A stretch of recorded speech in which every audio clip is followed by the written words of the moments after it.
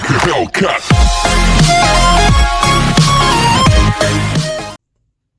Hey guys, welcome back to the channel. It's Jamie.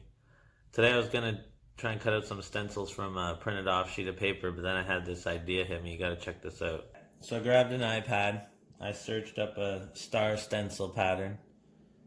You're gonna want to find some like plastic mylar, something that can bend. It's durable. It'll wash off when you're done painting it. So then you want to find a little piece of glass. This is just from like a broken picture frame.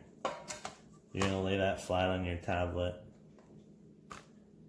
And then you're going to put down the mylar and tape it down. I'm just going to put tape here. Tape up on the top. Line it up again. And then you're going to want to get an X-Acto knife.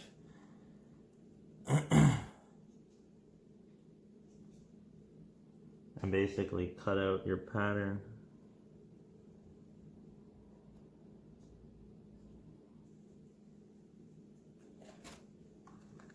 It's hard to see it, but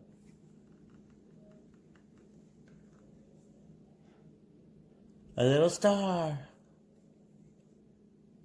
Obviously you can do this with bigger stencils. Take your time cutting it out.